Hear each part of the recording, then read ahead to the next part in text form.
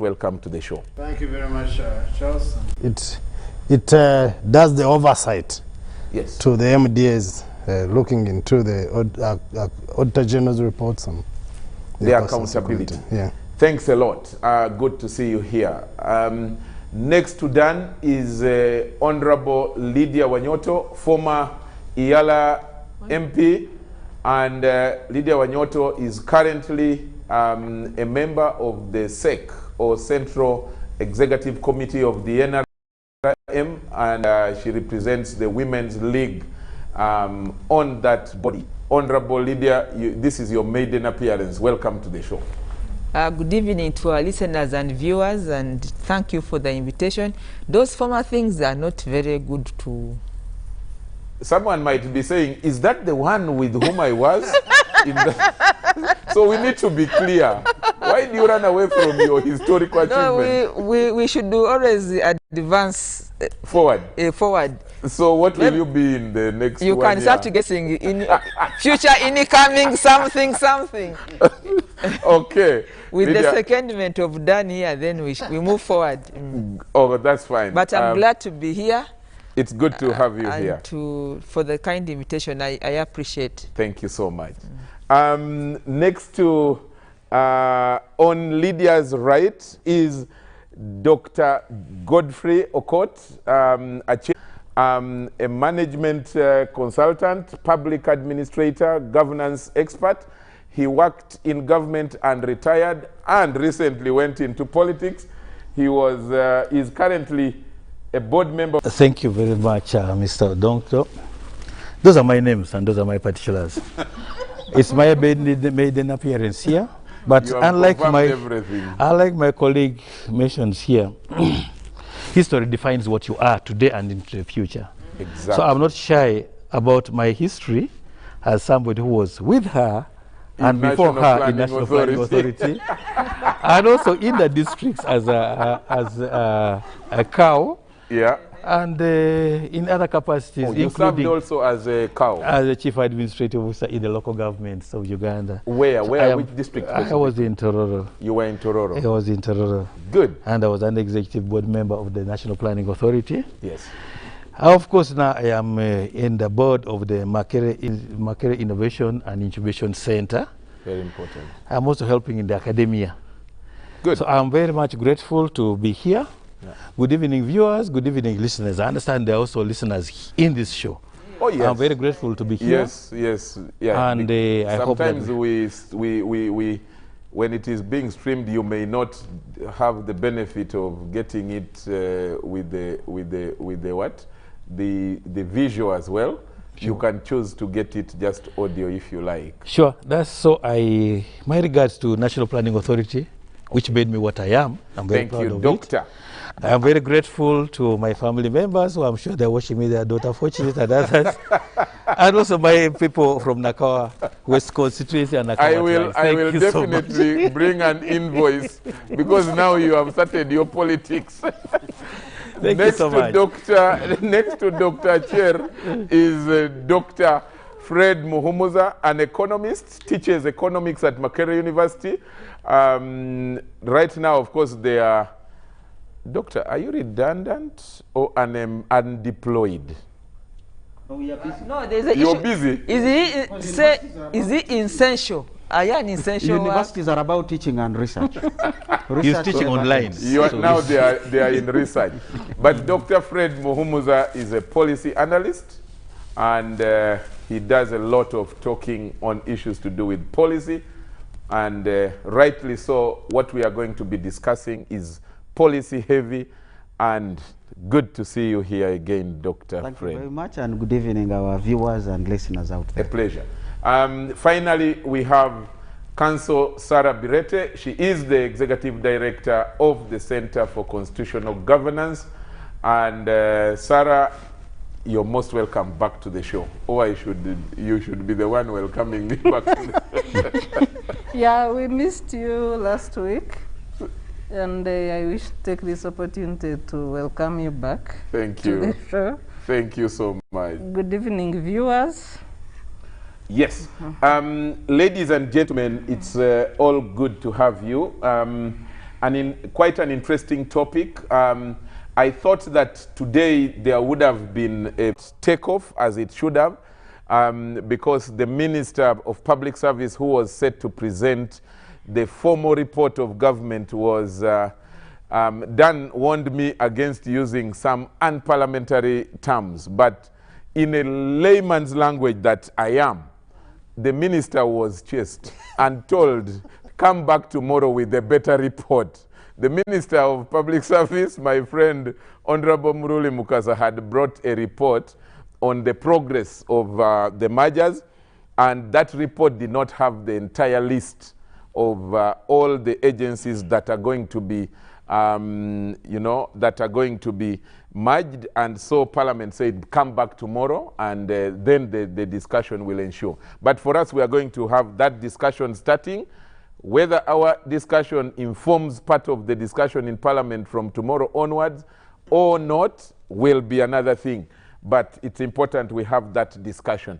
Let me start with from Sarah, who is the lawyer here. A number of years ago, a number of organizations were formed. You can mention any of them, and many of them were formed through an act of Parliament. And now, government merged them. Some of the reasons given, I can remember from the cabinet report. Some of them included improving on efficiency, I'm told. There's a lot of money being talked about there, I think around 900 billion that will be reduced in operations. Whether that will happen or not is what we are going to be discussing. But a number of issues there. Do you think that this is something that you support to happen? Well, first of all, Charles, I think it's important for the viewers to know the history of most of these agencies. The creation of most agencies started in 1998, after the adoption of the new constitution. First was to fulfill some of the mandates that came with the making of the 1995 constitution. The other agencies were created out of, emerging situations, legal and policy changes, regional and international legal frameworks and context that mandated the creation of those agencies to fulfill the new mandates as they emerged. But over time, most of these agencies, the people that work there, maybe were considered to have specialized expertise. They earn way too much money as compared to people in formal civil service. So they make formal civil service unattractive. Yet some people in formal civil service are even more qualified than people in these specialized agencies. So they create that inequality and lack of harmony in remuneration structures. But also over time, some of them have manifested inefficiency, overlapping and conflicting mandates with the mainstream agencies. What we have at stake as a nation is a bloated administrative bill. And many people are saying we must cut our coat according to our size. So how do you do that? That is the first question. How do you address the need to reduce the public expenditures on administration? How do you stop the overlapping and conflicting mandates from government, ministries, agencies, or departments? But thirdly, how do you ensure efficiency in service delivery? Because some of the things are left undone, hoping that maybe it's the ministry to do the work, not knowing whether it should be an agency or a ministry to do particular work, especially where there is overlapping mandate. So how do you create harmony in all these structures, especially the need to control our public debt that is really above the recommended 50%. I think we are now at 55% of public borrowing, yet we need money to fight the pandemic, to purchase enough vaccines, to ensure there is treatment for everybody. So how do you create, create an enabling financial situation for us as a country. So I think this is the background that created the debate today.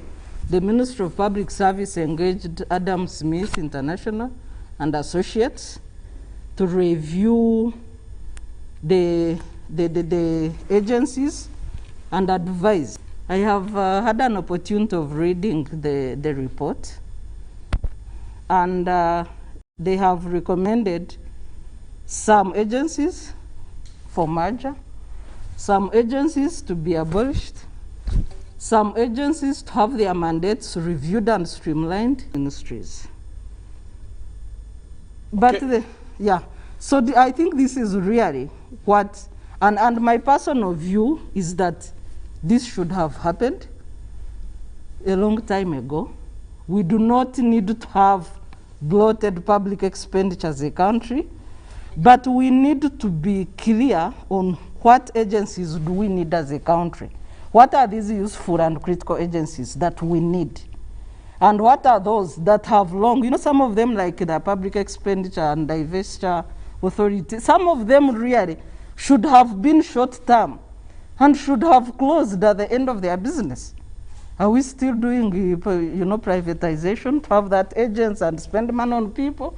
So really, this is a debate that we must have, but we need to look at the mandate, look at those agencies that are critical, where there is vagueness, streamline the mandate and remove the overlapping expenditure, but also cut our coat according to our size as a country. Dr. Fred, you are the economist, and you are the guy who, and thankfully you served in Ministry of Finance as well, and now we are talking about, Sarah refers to bloated public expenditure.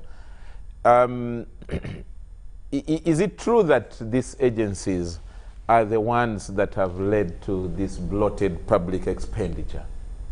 From your bird's eye view now, standing outside, where I'm still somehow there.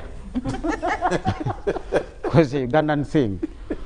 But I think it's a good conversation, really. But if you're coming from the direction of bloated public administration, then you're only scratching one quadrant. You also need to say, should we now merge some local governments as well? Because they too are drivers of public administration. And some units are really too tiny. We have people here who have been cows there.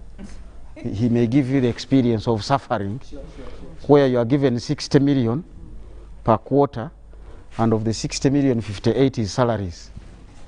So you are left with 2 to run a district. Really, what service are you going to deliver? And yet you will find the tagline on that year's budget is improving service delivery. And you are giving really 2 million, which can't buy even Bogoya for the quarter, for the staff. So bloated is the word, but that means we need to go beyond these agencies. Are we also going to merge constituencies? Good. With a parliament of 529? Now you can even actually, the reality is beginning to come out. When they themselves are saying, we are now going to be debating in lots. Each one of you should say who should come on Monday, who should come on Tuesday. That should begin to speak on the realities on the ground, cutting your coat depending on the size of cloth that you have. Especially as we go forward, there are certain costs that are fixed. They are going to be there. But also you don't want to drive us closest to the cliff. And I remember really having those arguments with some of the ministers who are in finance, who said, we haven't reached 50% for yourself. And now it has happened. Now you hit beyond, now the real reason to borrow comes. COVID. But you have already hit there. And I'm like, what kind of planning is this? So I think similarly, talking about bloated public expenditure, we've already gone beyond. So we need to be retreating and reversing certain lines. And these agencies should only be one of those entities. So quite often in my Kampala driving, I never use the one-way undefined jam. And behind you is another line of 10 vehicles. Man, you're going to switch off your engine and stay there. Now as government, you never want to find yourself in that situation. Not everybody is privileged to be an American, to have Chinook helicopters to airlift your staff from the embassy to an airport and then take them out. You want that leverage. I think The conversation on Blotted needs to go beyond these agencies, and that therefore means the merger should not just be small. The conversation needs to go bigger. If it's about efficiency, was government in the first place well structured? As we always say, function and should speak to the purpose. So now you want to send back UNRA to its ministry. And for me, it is really a policy issue. When I'm going to visit friends in my village, I'm going to use a trunk road, which is UNRA. I'm going to use a district road. I'm going to use a community road, possibly an urban road. Now, if any of these is not well funded, I am going to complain me as a person. And my complaint is the transport system was bad. So I don't know whether it is a UNRA problem. So you want to go back to the policy. How do we deliver a network of transport, both water, road, and rail? Now, once you have that structure, it begins to inform which institutions you want to have. You remember it was East African Railways and Harbors. Now we are here trying to build a railway line from Mwanza and Kisumu to Kampala. Yet you can actually come by sea, by water, from Kisumu all the way to Port Bell, which is cheaper. But that's what we are saying now. You will be debating Uganda Railways. Should it go back? UNRA, should it go back? Oh, I don't know who is handling the water. Should they go back? So before we deal with the agencies, or even as we deal with the agencies, the conversation should be bigger. Okay. Dr. Okot, your colleague Fred has spoken about planning.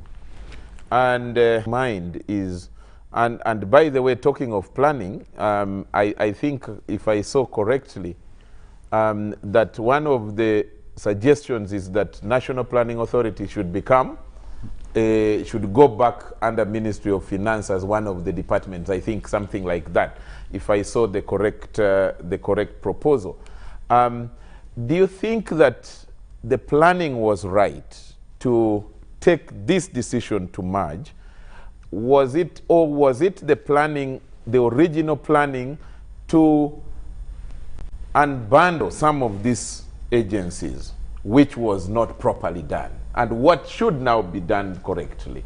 How should it be done correctly to ensure that there is no wastage, to ensure that the efficiency talked about, effectiveness, are all achieved? Thank you very much, Odongotho and the data panelists. As I mentioned earlier, this is my maiden appearance. Before we go into deep throttle on the need for the mergers, let's first of all find out why are the agencies in existence in the first place, before we start debating on why we should now merge them. Yeah. Historically, though my colleagues, other colleagues don't want to mention history, but I think history informs us on decisions to be taken now and into the future. Sometime in 1993, you recall very well, when we decided as a ministry and government decided that let's try as much as possible, in as far as the public service is concerned, do a bit of downsizing, do a bit of right sizing, cause efficiency and effectiveness, and then cause service delivery. This was in 1993. With the subs, that came with what the subs. happens then is that, unfortunately, which always really happens in this lovely country of ours, is that there's always abortion of policy. There's miscarriage of policy, and otherwise.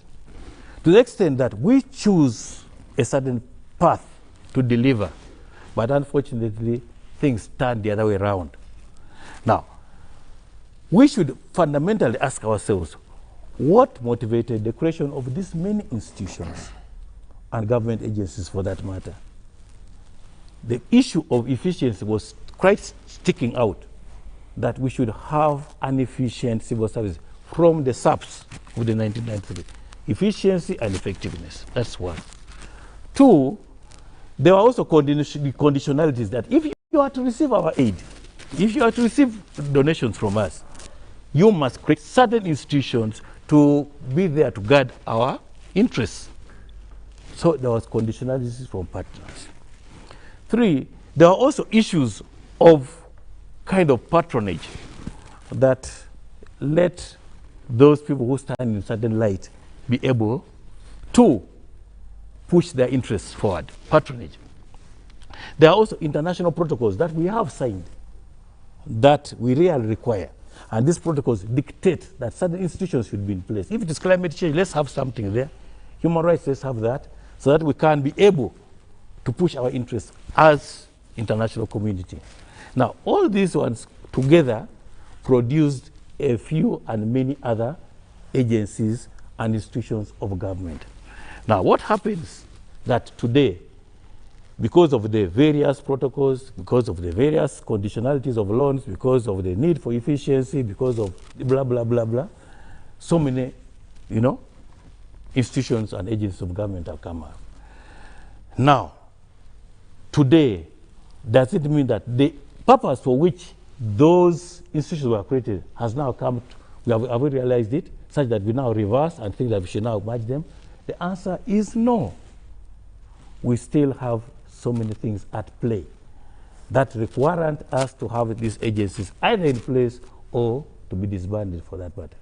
So you will find that as these agencies appear, government, and for that matter the public sector, is struggling hard to meet costs of public administration, which is so high now.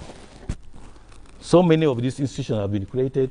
There are competing needs for the very meager resources, and many blah, blah, blah are required by these agencies. So government comes up and says, no, I think let's wait a minute. I think let's rethink, because of the costs and consequences of these creations, the so-called efficiency and effectiveness has not been realized. 2, most of these agencies, recruitment, and because we had thought that there will be experience and skills as the far look for the issues which are required. But now you find that most of these institutions are being recruited based on patronage and political appointments. This is also there. So what happens is that at the end of the day, the very core reasons for which these institutions are created have been put aside. What happens there now is that we have to rethink what we should do as government. 1, these institutions should be merged for reasons that, 1, if we want to have experience and effectiveness to be realized, we should be able to make sure that all our institutions have the skills and right people in place. Secondly, we should be able to reduce the duplication and overlaps of institutional mandates. That these institutions which appear to be having more or the same thing over and over should be put together so that we have one institution doing one activity instead of having mergers and overlaps of mandates and many others. So I think as government has well thought it, we have to sit and rethink why most of these institutions are in place, other than having them merged together, and then we reduce on the overlaps, we reduce on the duplications of mandates, so that we can have reduction in the costs of public administration, we have reduction in salaries and so on and so forth. This is why I think government should come up and really debate on how best we can reduce on this cost of public administration and management. Okay. But one thing which I thought we should say is, as we come to debate the issue of why these mergers should take place, it's very important to know the reason as to why now it has become an issue. There is increased costs of public administration, that we are spending so much on these institutions, which could have otherwise been reduced to a few numbers. Secondly, there is duplication. What one institution could do, we find that we have so many doing the same thing, such that there are a lot of ambiguity in policy and legal frameworks. What is that which NEMA does, which NFA should not, which cannot do, and which, what is it which NITA can do, which UCC cannot do? So you find that there are kind of ambiguity in mandates. So we have to kind of streamline that so that we have a central focus in delivery. Then accountability.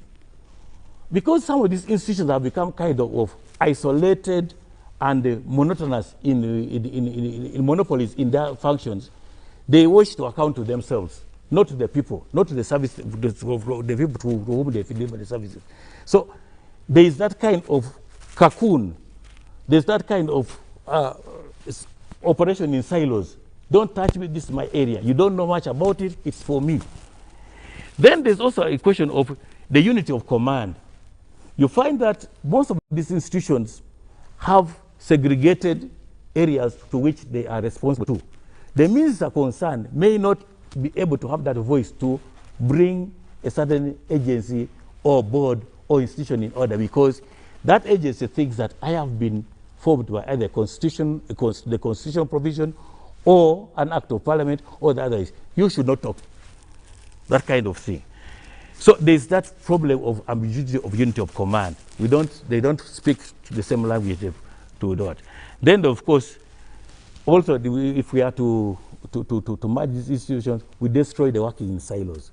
You'll agree with me or not that most of the institutions now, most of these agencies created are working solitarily and in silos. Each one promotes its own interests, and yet we are all serving the same government.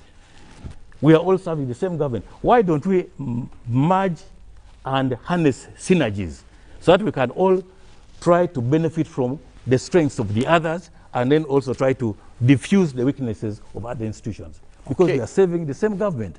Okay, thank you very much. Thanks a lot, Dr. Okoth. Lydia, you have a lot of work now, starting from where he has left. You have a lot of work to do. First, of course, we shall want to to get your opinion as well on the planned mergers. But two, because you sit in the highest, party organ, I'm sure that your team, together with cabinet, discussed how these things should be done.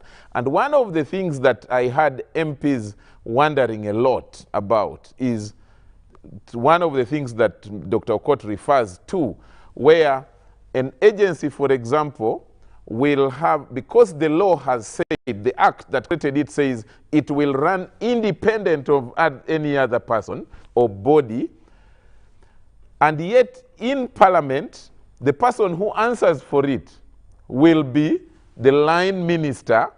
The line minister and his or her personnel, who may not be happy that the personnel of the agency are getting higher salaries, will then find a way of frustrating them, hence leading to all this infighting that we are hearing about. So what informed the party, the highest party organs, the cabinet, to come up with the suggestion that these mergers should be done omnibus and not case-by-case basis, as many people are arguing? I think we are beginning from where we are now on the mergers of agencies, ministries, and departments. Where are we now? There is a cabinet directive that some of the agencies are a creature of law, the acts of parliament, so they will have to end up in parliament to do the reviews. And you can even, they talk about mergers, but there's also maybe abolition of some of these agencies. Yeah, scrapping of some. But what is causing a lot of acrimony, like you are saying, is because in the creation of these agencies, away from the traditional structure of ministries, they created distortion actually in command and control. I have seen ministers or ministries lose complete control, even without the law or policy guidance. They completely lose control of reporting, of communication with agencies and departments. And that's a very big contradiction in command and control of any government. So you find that some of the leaders of some of these agencies then became too powerful and their line of reporting was like to the principal, away from the ministry. So these distortions have affected service delivery. They have affected service delivery. They have affected the original spirit of why the agencies and departments were created. I think the creation was to maneuver away from the traditional bureaucracy of ministries. Ministries, by their very nature, are very bureaucratic. Maybe they are slow. They have the traditional civil service syndrome. And we thought that by creating agencies and departments and giving them semi-autonomous mandate, they would be able to deliver more. But in a way, I think there was a slip of supervision and aligning to the key ministries, that you find that even in terms of resources, many of these agencies and ministries have actually bigger budgets and resources than the traditional, than the home ministry. That's one. And that alone, when people have resources, it takes a lot of discipline. One of the biggest challenges we have in our own government are issues, things that you think are simple, Charles. But discipline is the key to any development, even at a family level. But the level of indiscipline in government has caused us also problems. You find that you have been given a job, then you think it is now personal. Then you do not follow protocol, you don't follow command and control, and you create acrimony. Then service suffers. Then efficiency suffers, because there is no good work relationship, or communication channels are not smooth to deliver the desired goals or services. So when government was, and this has been on table, Sarah talked about this, it has not begun this financial year or this term of office of government. As far as 2012, it was like, this is what should happen, because we saw that there was no alignment of command and control, there was wastage of resources, there was duplication, and even ambiguity. Somebody has given here an example of Ministry of ICT, where you have two regulatory departments. One only manages the voice, the UCC, the voice in the communication industry. Then the other manages data, NITA Uganda. Then you have NIRA. You know, all these, that one is in under internal affairs, it's also a communication, whatever aspect of identity. So you find that some of this really, it was not just merging. Now, where do we start? That would have been a good question from Dr. Muhumuza. Did we need to have a whole bird's view of government and reorganize the structure of government? Because government has big structures up to the village. If you look at the district alone, there is the structure of the RDC village. Then there is the office of the DISO. I'm not talking about the district. The DISO also has a structure up to the village. There is the political structure of the LOC5. Actually, you can begin with the sub-county. The city, then you have now the parish. The parish model campaign is going to create a new structure up to the village. So if you look at the district alone, you have like 5 structures of leadership structures. So the biggest governance we have in Uganda, we have more people who are in leadership than maybe who are led, if you are going to calculate. At the district alone, the structure of the chairman has councillors, the mayor has councillors, and the LOC3 also has councillors, and the parish chief also has his own structure. So the governance structure of our country, and is it working or is it not working? That should be the debate, and experts like our colleagues here who are researchers should tell us now. We began with this type of structure following the 1995 Constitution because of the principle of inclusiveness. I think you agree with me that we thought we had broken as a community. We had been fighting for many years since independence. Therefore, we wanted to create a community or a structure of government that was more inclusive up to the grassroots. That's why you hear that the most important person in Uganda actually is the chairman LC1. That stamp, they even move with it. The chairman LC1 can forget anything at home but not his stamp. Because a stamp is what makes you a citizen of Uganda. A stamp is what makes you a voter. You cannot get a NIRA card or you are identified without the stamp of the chairman. But that office is also elective. I'm also waiting for the real reason why they move with it. So, so they are the one because it 5,000, 20,000, depending on the area. And until recently, they are the key witnesses to property. Yes. To property and land. They are the key witnesses. That stamp will say yes. That's also a leadership structure. And that chairman has a committee. So you remember that they said that 10% of the stamp, but if you are buying a plot of land of 200 million, 10% of that 200 million. And that is the real issue. So I'm now talking about the whole structure, but the history of why you had so many layers of governance in Uganda was because of the history we are coming from. Do we need to review that? That's for debate. Because we are coming from a sort of being participatory and inclusive. Let everybody come on the table. We have ended up with a parliament of 529 members of parliament. We have ended up with 82 members of cabinet. I've told you the parallel structures of government at the district, the DSO, the other DC, the elected leaders, and then there's the office of the cow. The cow also has his own structure. The cow and the chief, that's also another structure. So we have so many leaders in Uganda. It could have given us maybe stability. We are not talking about 35 years of semblance of peace and stability, because you feel that you are part of some level of leadership. You are the chairman, you are the secretary of this. But at what cost? Maybe now the debate is at what cost, but also the efficiency of it. Because if all of us are leaders, then how come that we are talking about poverty, very big poverty indicators?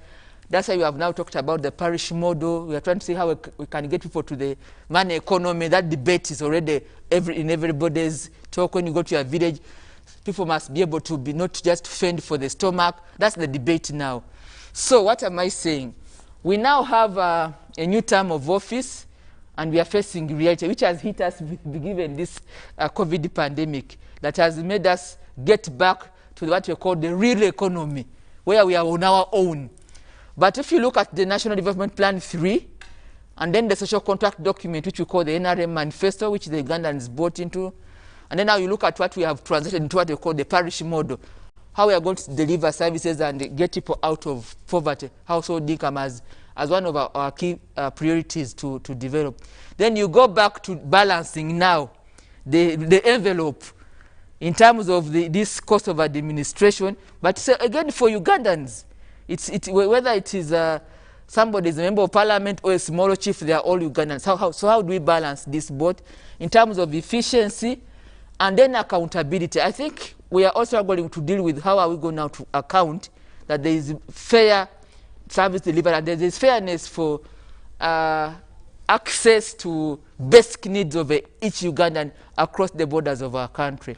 So that's the debate now on the envelope that we have.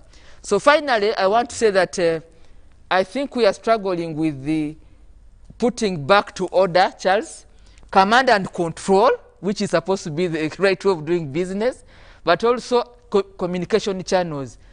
But like I was telling a colleague when I was coming to this show, I was saying that I'm going to Charlse Odongotho's show, but you see, we are dealing with a strong spirit that says we should move out of this challenge, but the body is weak.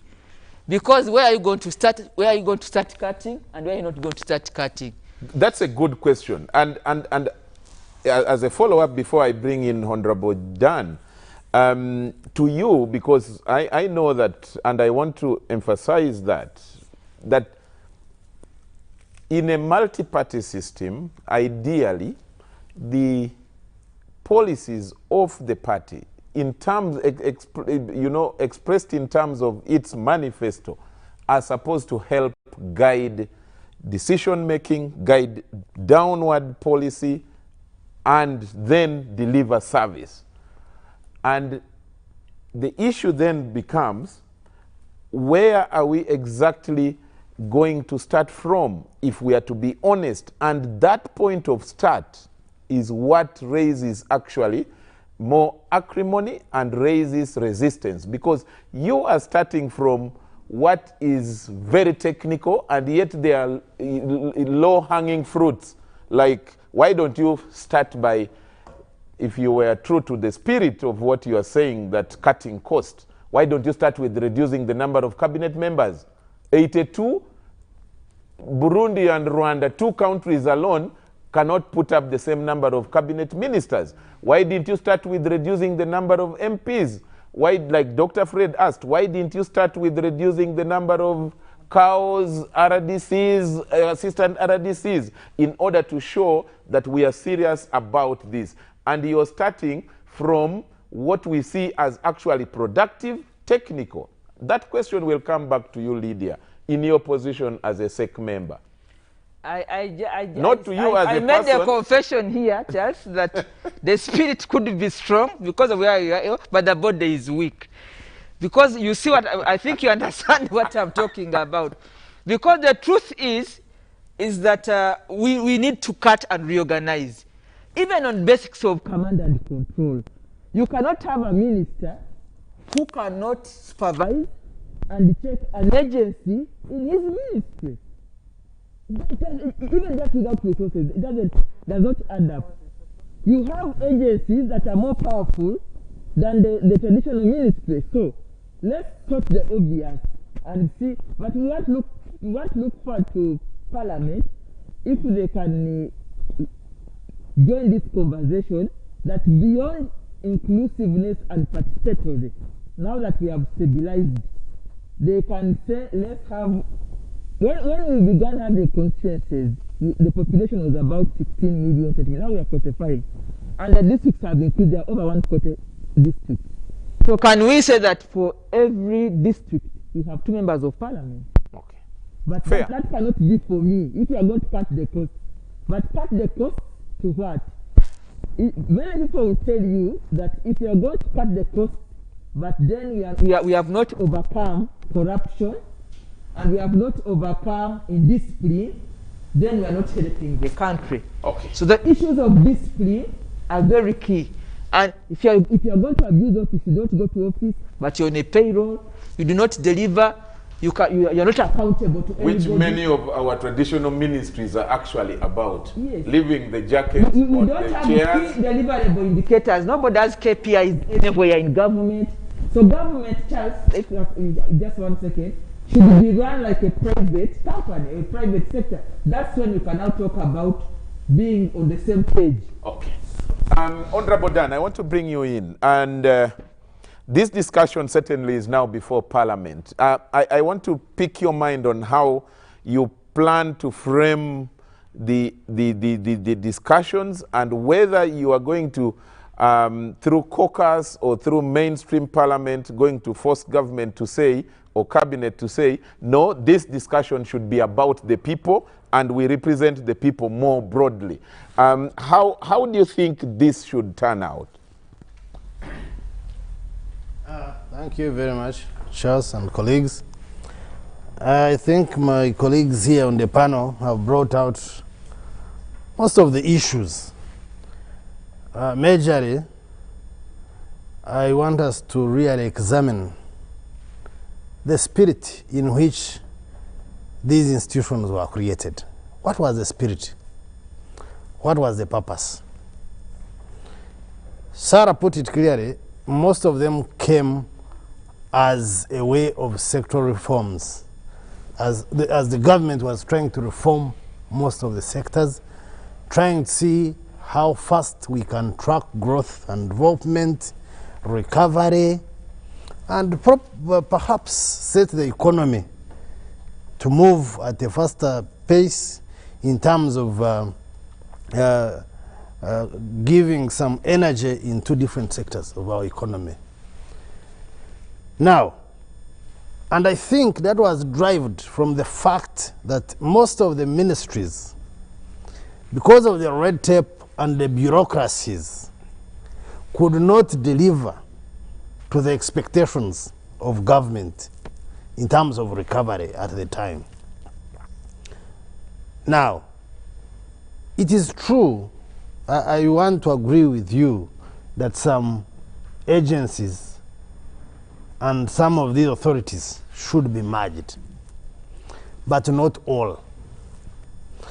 My sister, Honorable Lydia, is referring to, I know for why she's referring to it in a good spirit of efficiency. But you cannot, and order. You can't go to look for efficiency in ministries by our standards as a country. But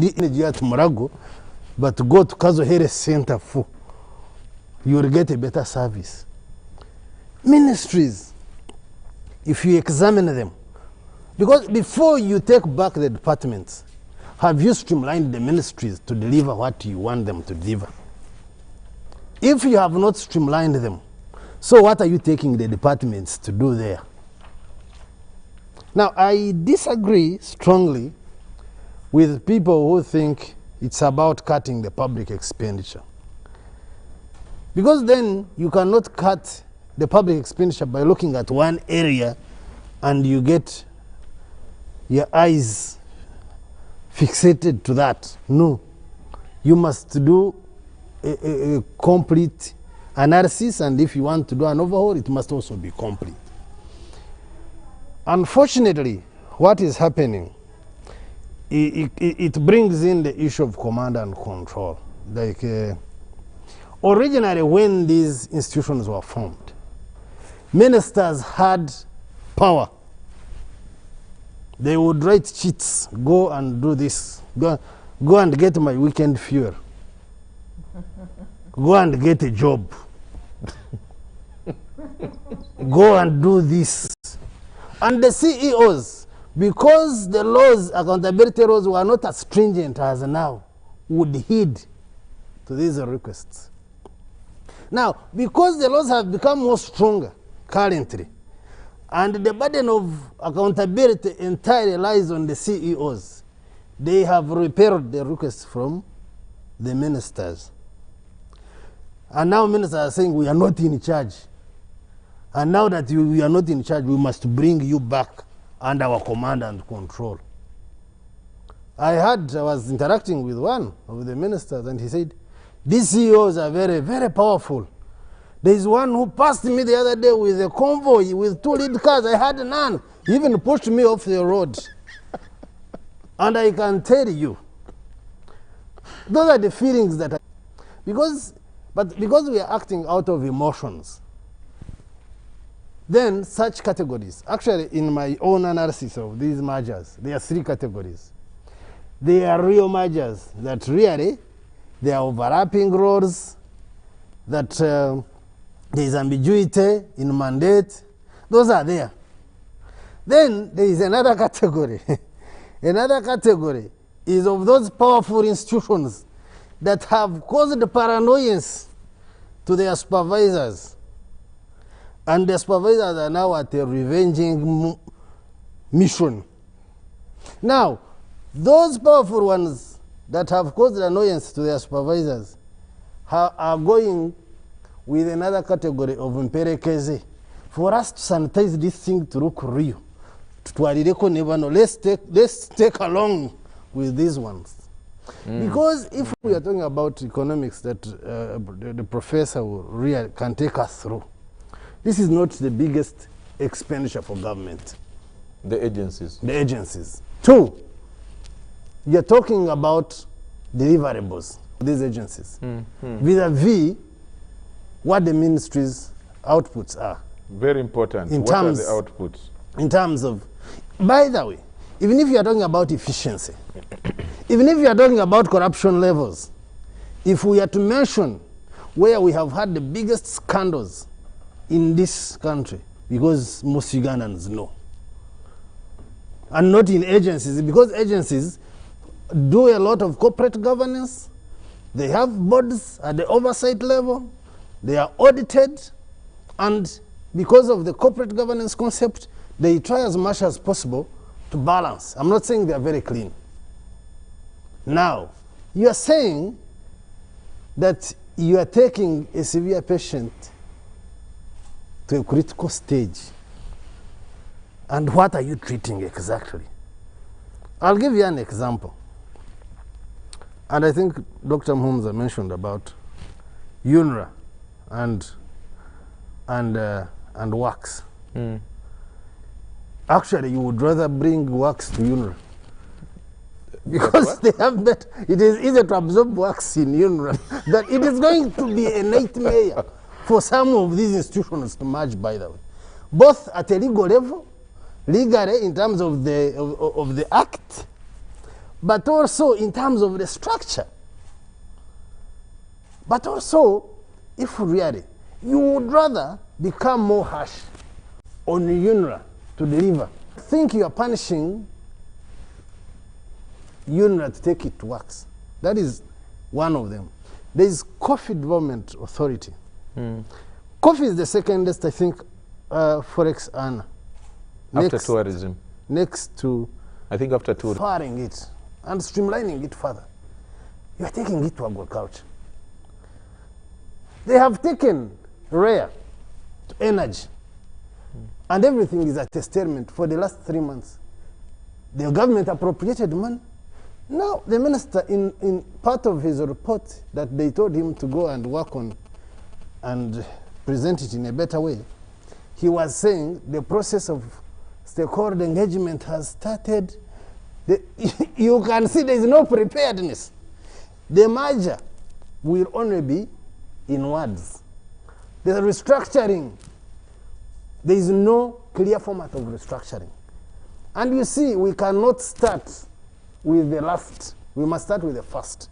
You can't first merge, then go to consult stakeholders. No, you can't go, you can't marry, you can't wed and then go for Kwanjura. No, that is not African. So it's not in a spirit of institutionalism that you will merge and then go into consulting stakeholders, go into restructuring processes, I mean, you are causing a stalemate for the next 5 years. What I thought we should have done, let's look at lighter institutions whose impact could be less. And when we start with those, they will give us a good basis and a good yardstick for us to know, even if we want to merge. You know, we have 157 agencies. They recommended that we merge 77, I think. Then the ones that are supposed to be left are 80. What a margin of error that you create 157 and find that almost 70, almost half of it is absurd. And how you know that my point of ego is very serious? You go and examine it. You are an investigative journalist. For the institutions whose CEOs are working well with the ministers, they are not going to be merged because their ministers defended them in cabinet. For those that were not working well, they cannot wait. The issue of harmonizing salaries can better be done without causing this stalemate that is going to happen. Harness the salaries, they can put a legal framework in place, harness these salaries, they can put all other measures and merge 77 institutions. And in the name of efficiency, but by the way, which efficiency are we looking for from ministries? Today, if you are looking for efficiency from ministries, you are bringing this number of technocrats under it's not this type of, I also will risk and say it, it's not this type of cabinet that you want to empower ministries, you'll have it in place and you think will supervise these technocrats. I can tell you, I see most of them running up and down. They're everywhere and nowhere. Technocrats are best at doing their paperwork. And that's why they will squeeze you most. Whether they want to root, whether they want to steal, whether they want to do all their maneuvers. So, if for example, you first really give it the quality in terms of leadership. Okay. Thank you very much, Dan. A lot said. I want us to take a break, and the groundwork has already been set, and when we come back from the break, feel free now to interject, to interrupt, respectfully though, and to throw in any point that you want.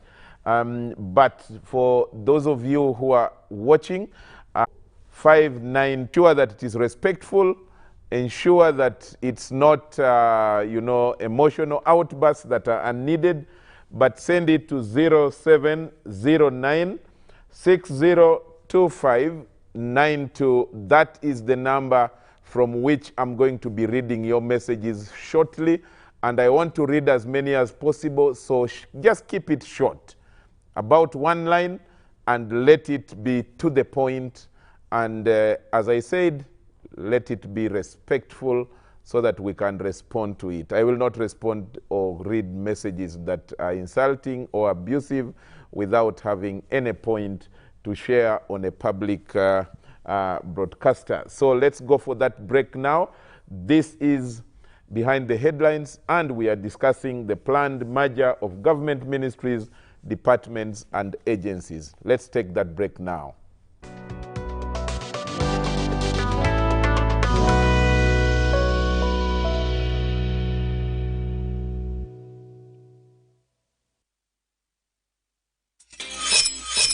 We've cut and reduced our MTN Momo withdrawal rates. Now you can withdraw mobile money at the lowest rates. You also get MTN Century Points when you deposit, send, and withdraw MTN mobile money. Visit our Momo agents countrywide and withdraw mobile money at our reduced rates from 1st May 2021. Everywhere you go, MTN. Echa COVID-19 chijja kugwa only if we stay at home, observe physical distancing, wear masks properly, sanitize or wash our hands with soap and water regularly, or get vaccinated now.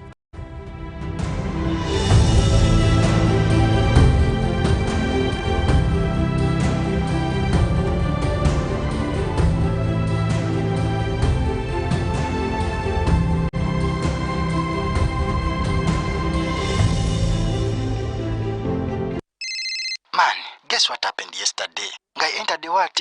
The taxi. But the pregnancy is from the what? The generator. Then my phone does toot, and the toothbrush breaks in the what? In the porridge. Then I call who? Wait, what?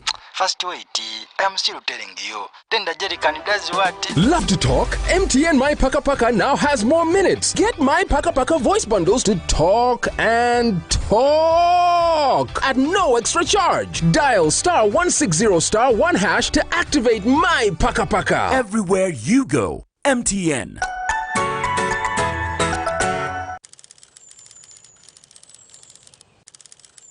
The world record has been broken by almost exactly 2 seconds. He's Joshua Cheptegei of Uganda. This is superb running.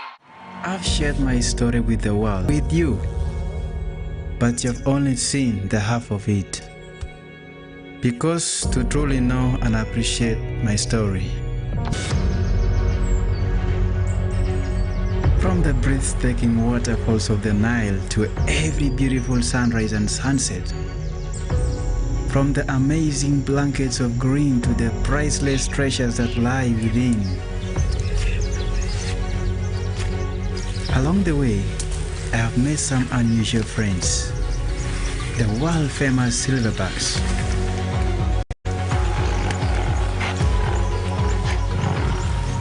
When I see them, I behold Uganda's treasures.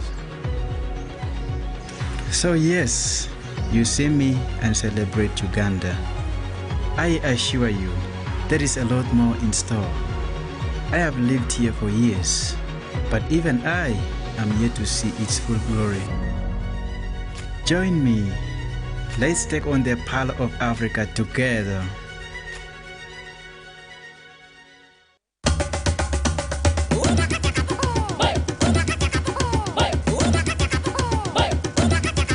Experience 100% 4G speeds across Uganda with the Airtel 4G Pocket Wi-Fi available at 123,000 shillings only. It comes with a backup battery and 15 GB free for 1 month. Visit the nearest Airtel shop, device selling shop or Airtel online shop. www.airtel.co.ug/broadband-discover. Airtel, the smartphone network.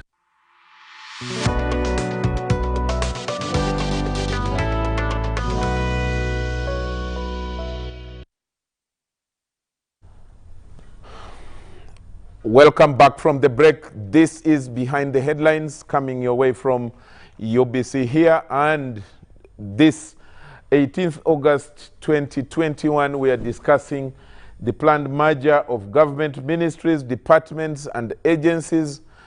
Over 127 agencies and close to 77 supposed to be merged or even scrapped or returned to their mother ministries. But the question that the panel is asking, what should we start with? Is it supposed to be the streamlining of ministries to create a kind of efficiency within the ministries and then bring back those agencies, or should we begin from in front? That is the question that has come here.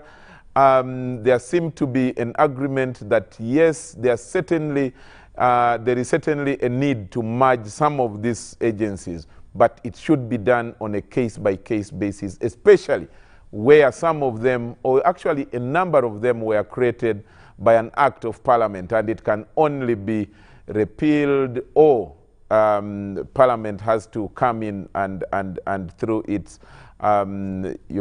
legislative role do that part of the work. We have in the studio Honorable Dan Kimosho, Kazo constituency. We have Honorable Lydia Wanyoto, a member of the Central Executive Committee of the NRM, the ruling party.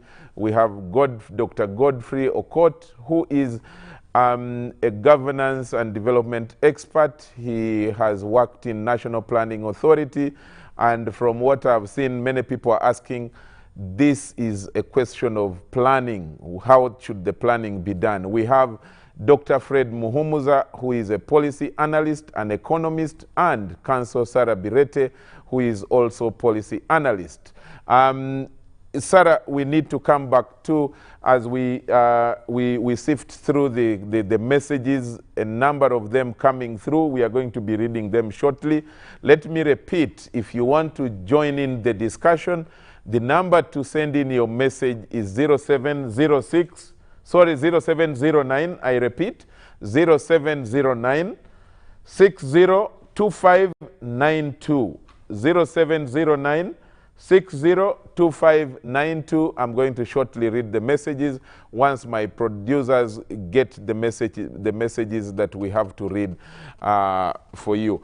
But keep them short, keep them to the point, and put your name against the messages that you're sending.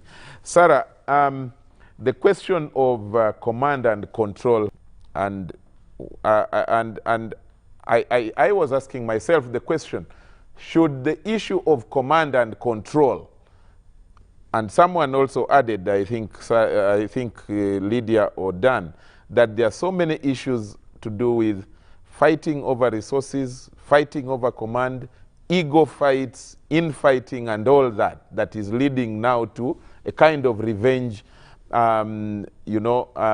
expression of revenge within these ministries. But should those be the issues as opposed to service delivery as we require them? You know, the questions of infighting at places of work are caused by many reasons. One of them is, recruiting unqualified people, because it's driven by pettiness. For example, the Honorable MP on the panel did talk about the competencies right from the Constitution of equivalence. So you have somebody who does not even have senior 6, but they have an equivalent, and they are supervising doctors people with PhDs. They are supervising professors. And so part of the imbalance is that. And you know, normally less educated people feel inferior in such offices. So it's an inferiority complex.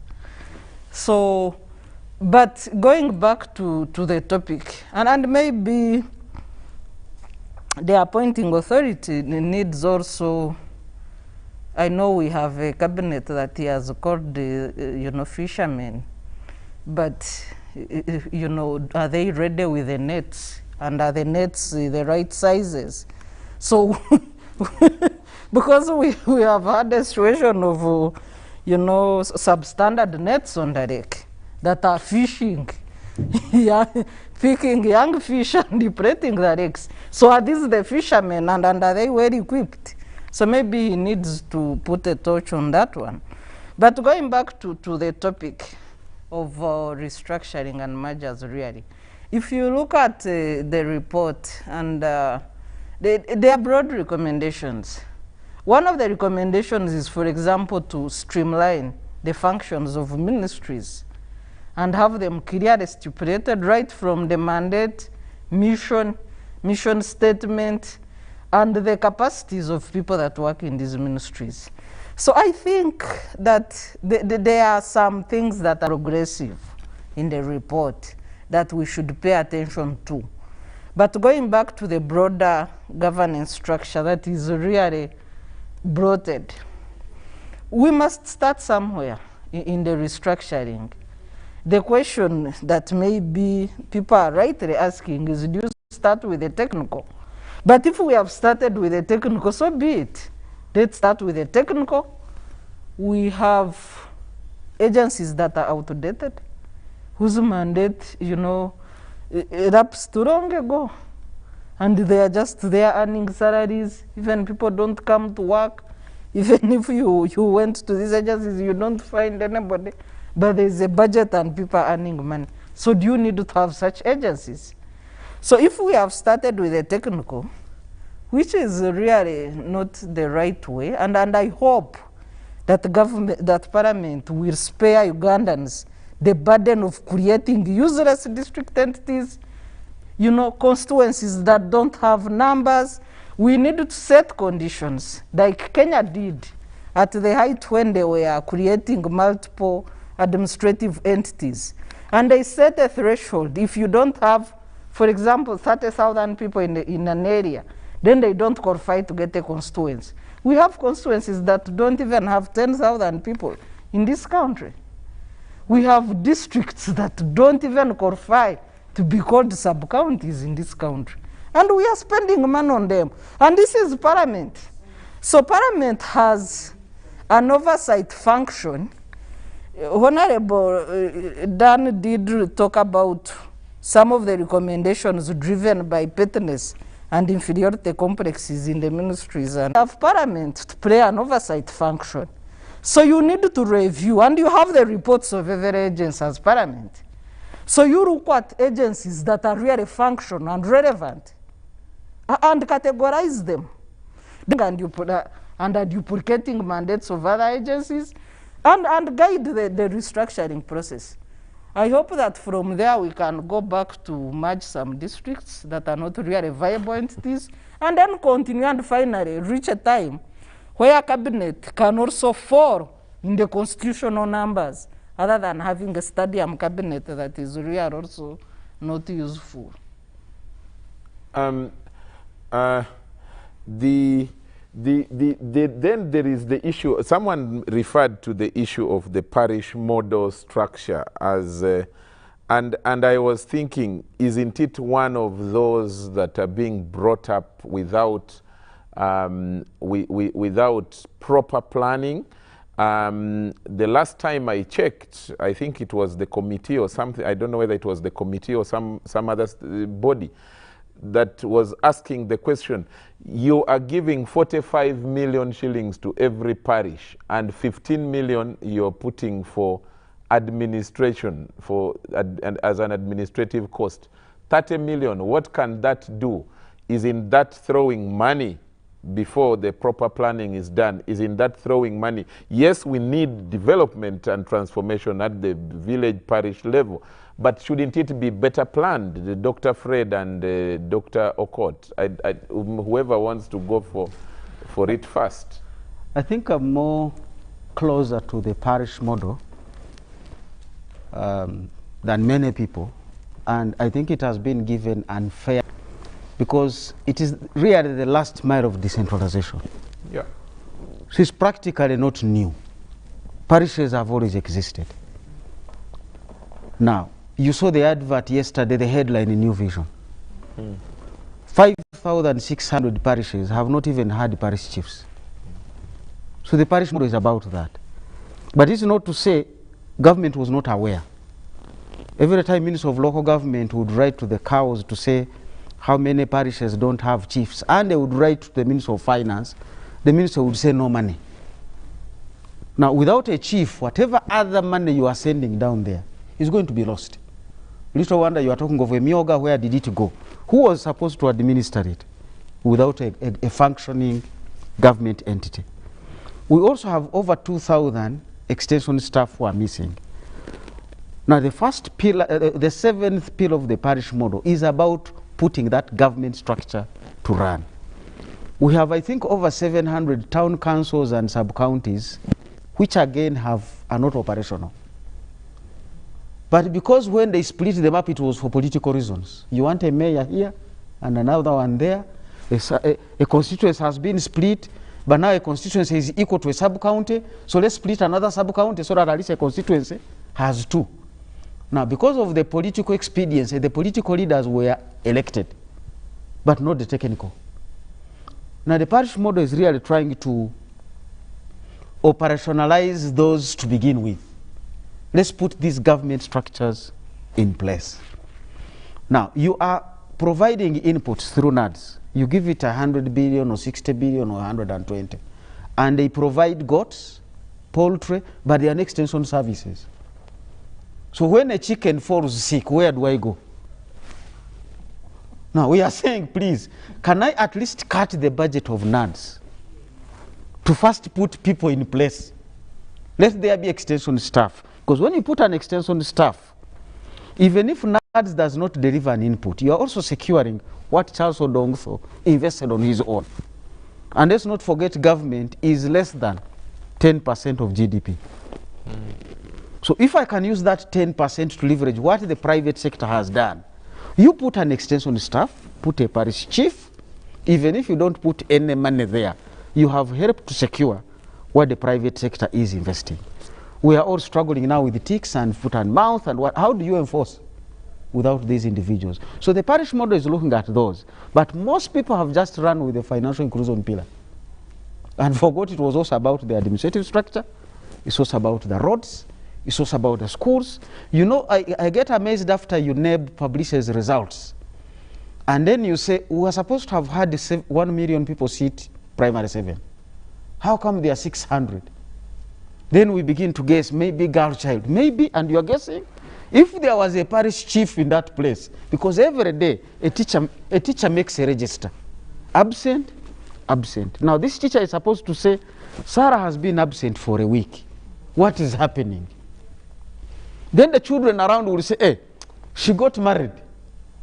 Now that information goes to the parish chief, who will liaise with the police, who will liaise with the community. You catch it within a week. You don't have to wait for P7 to discover that girls are being married underage. So really the parish model is about these kinds of conversations. And if we can send the money right down there where it happens, then you can delete most of these agencies. Okay. Because many of them, anger, emotions, which are driving the agenda. Somebody is saying, because they are paid more, where is the reference point? What if it is you who is earning less? That the real salary for an engineer should be 5 million. So if you are in the government and earning 1.5, don't pull salaries to where you are. Make your case. Don't be, they will say, all drivers U7 or U6. But UNRA is saying, you know, they're having here, it seems to have been lost out in power wrangles, in emotions, And at the end of the day, I would go back to my traditional Kinyoro language.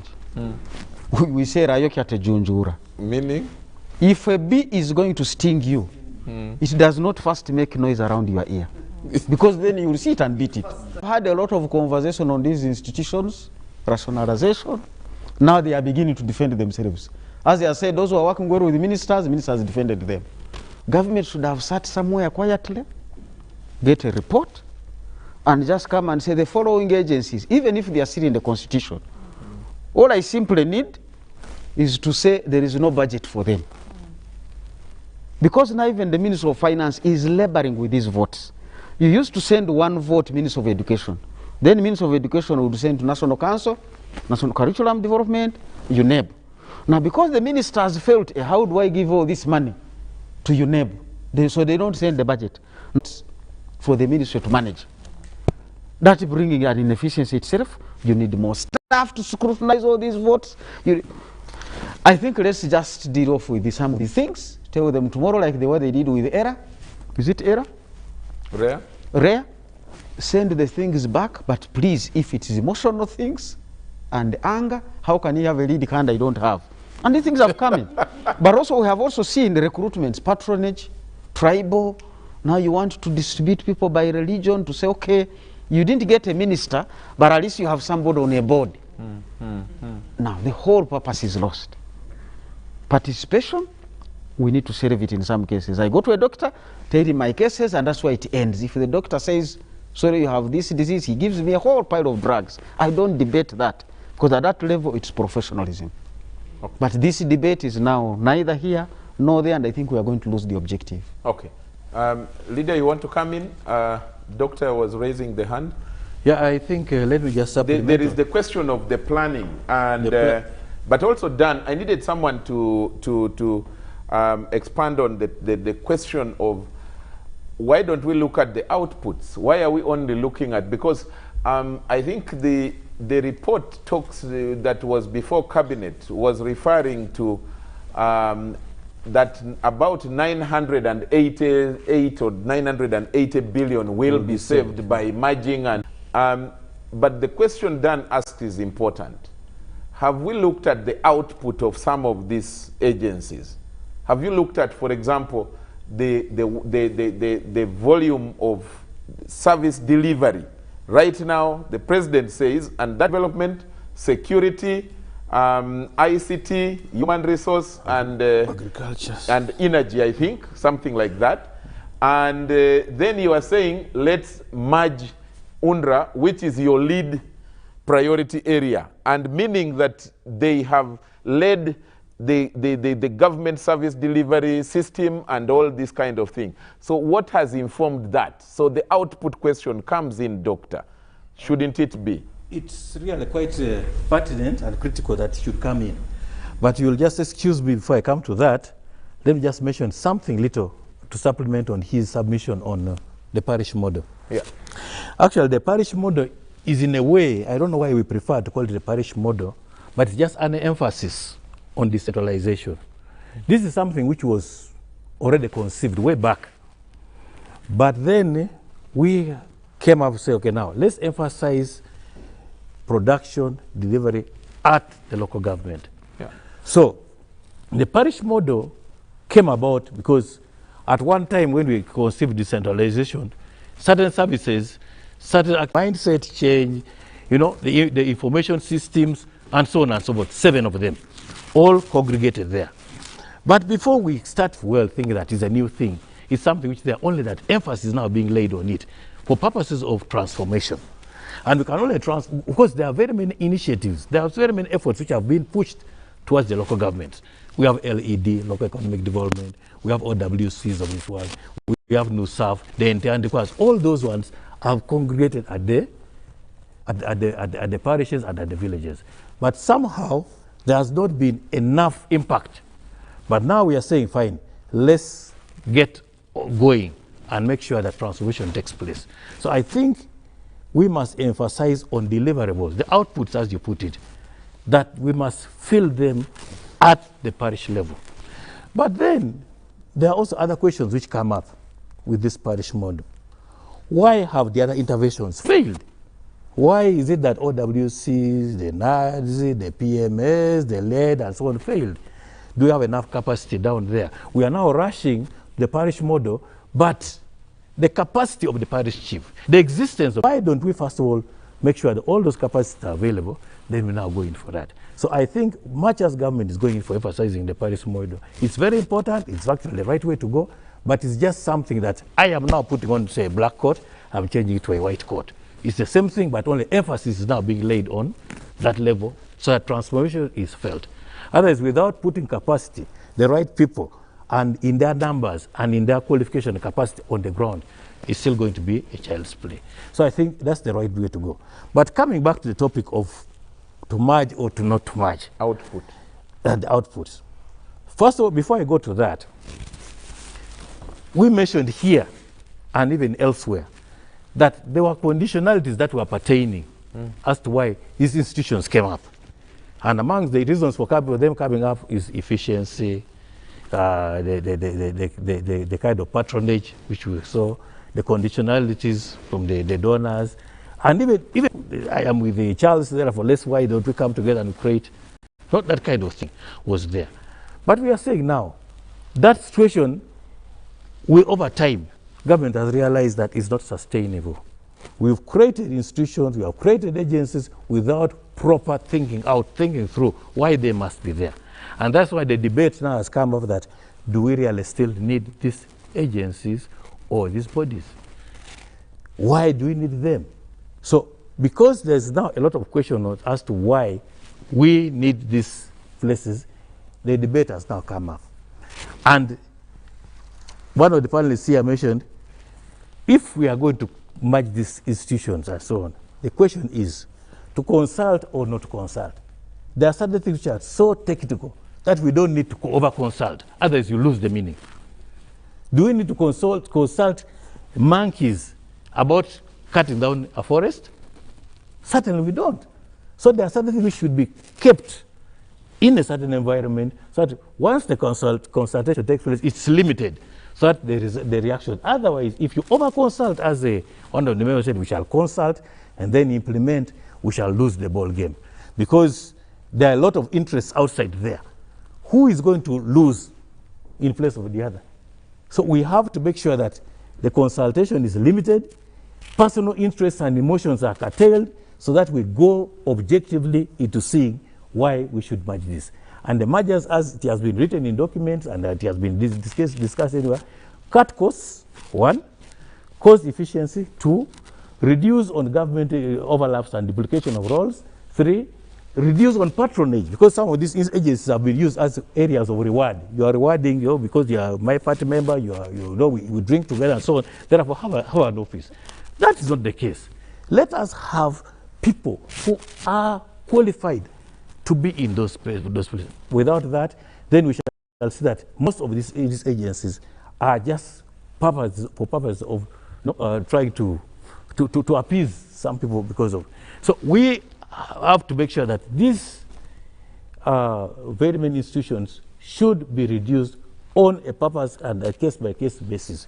For instance, if you look at institutions, merge some of the institutions which have overlaps and duplications, where those ones, there are some institutions which have outlived their usefulness. We don't need them for now. What is it called? End part. Why do you still have them there anyway? That is the non-performing. Yes, and so on. Why should they be there where they have long lived their usefulness, and so on and so forth. So Sarah is talking about the Veterans Assistance Board. Sure. It was called UVAB. UVAB. Uganda Veterans Assistance Board. I remember. So, like my colleague here says that. You have a minister for veterans. Okay. We have appreciated our colleague here says that the body is weak, but the spirit is willing. The body is biblically. Which one is willing? Biblically, is willing, but the body is weak. But the body but now, that is that's the body and the spirit are in different places. But now, all that said is true. All that is said is true. Yes, all that said is true. Yeah. But biblically, yes. But empirically, objectively, it does not apply. because we are talking about governance. We are talking about the real life situations. Government should own up responsibility and say, fine, we went wrong in creating so many institutions. We are now putting a step forward that those which are duplicating go home. But Doctor, we also wanted to benefit from your practical experience. You worked as a cow or the chief administrative officer. Do you not think that the districts themselves are too duplicated, or in terms of roles, in terms of structures? We are missing the point, Charles. We actually, I think if you heard me well at my initial introductory remarks, we are looking at institutions, agencies, and so on. Yeah. But we forget that there is a very, very big backlog in the districts. Because our districts are actually the biggest, the most governed, as she put it. The cow with these people. The RDC with these people. The council with these people. The DSO and so on. Then you find there's a lot, it's a mesh. Now, the moment you create a district, you have all those people in place. So if you only look at the agencies whose, the people in it are very few, you forget that the districts actually has a very, very, very big number of people who draw their emoluments from the consolidated fund. Okay. So the districts actually is another point of expenditure which we always forget about, and we only look at the agencies, ministries, and departments. Okay. Lydia. I wanted to let Dan and the COSASE committee know is that when the report on agencies, departments, and authorities come to Parliament, I think they are bringing that report for two reasons. One, for tabling, so that Parliament is informed about cabinet decision on mergers. The second one is where you have a role where there is need to review the law, laws that are created by law. Yeah. But the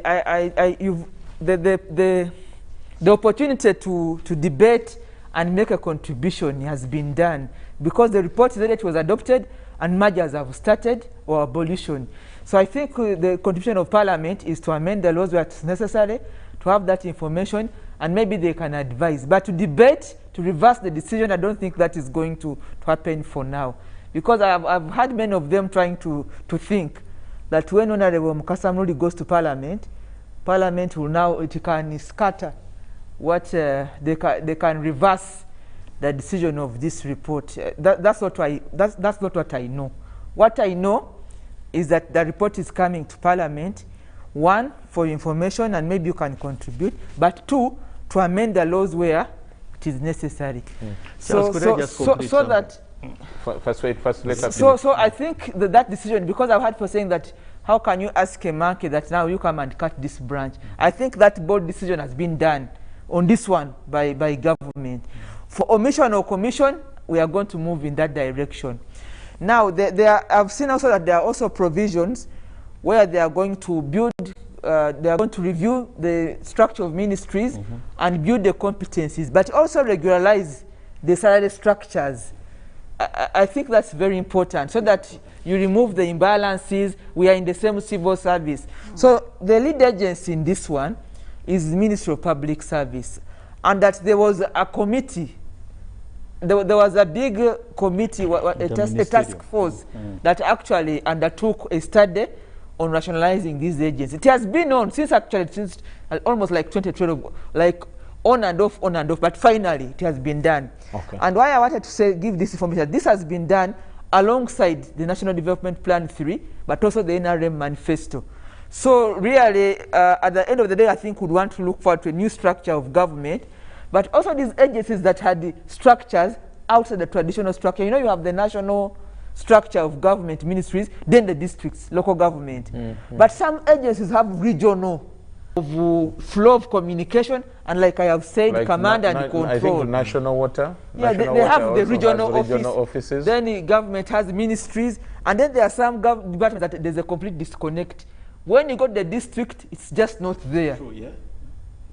Yes. When you got it sold there, but at national there is a ministry, but it's dead at district level. So if Minister of Local Government and the new thinking can reorganize the local government, there is a bit of no life at the district level. We need a lot of support. If you have to deliver to the people, the bulk of Ugandans are actually in the community at the parish level that Dr. Mhumuza is talking about. So if we can really reorganize and build the real service delivery at the parish model sub-county, the previous structure, there was more felt of the government was more at sub-county level, and the health center of Kazo, the health center for Kazo. That's where the real government was. Beyond that, you don't feel a government. Someone just wakes up in the morning, goes to their garden and comes back. Many Ugandans, Charles, we are living off government. Somebody wakes up in the morning, goes to the garden, picks some food, comes back at home. He has a solar light. There is no connection with government at all. They fetch water from the well, the nearest well. So life goes on. There's a disconnect. The relationship between people and the government was when it's election time, or when you want to go to the LS1 for later. That's the only connection with the government. So this must change. And people must start feeding government. Yes? Even elections, some don't vote. Yeah, some don't vote. That was the only relationship. And when they are sick, they want to buy Coatem. They go to health center and then they are given a piece of paper that go and buy this and this and this medicine. Then you go and look for, you call your son to send the drug from Kampala. You know, if you have one. At least the road being used to send the drugs is at least tarmac somehow. That is where government is. So I think there has to be a change, a whole paradigm shift of government structure. We need, by text commitment, and where I sit, we need to be disciplined. Nothing is going to happen in Uganda if we do not take discipline as a big virtue of governance. Dan? The issue of Lydia says that as MPs, you should forget about reversing the decision that cabinet has already taken, and all you are supposed to do is where there is need for editing the law, which we call amendment. That's where you will be needed. But but most importantly, that you are supposed to only be informed by this decision. Yeah. Of course, that is our opinion. We shall do what we are supposed to do when time comes.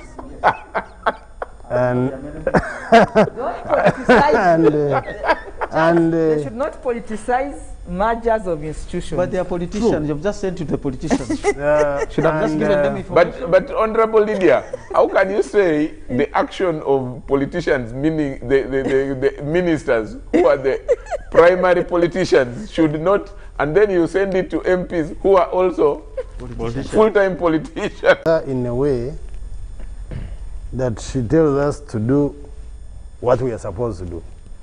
And certainly we shall do what we are supposed to do. My only departure with her, she is telling us to baptize, but don't use water. Just to go and change the laws. No, that is the last, that is the end to it. The baptism process is wrong than putting the cross on the forehead. Baptized or not. Anyway, I really want to leave that issue of mergers, because I know we are doing it a little more in a hurry, and 5 years down the road, we shall be regretting some of the mergers. That one, I have no doubt about it.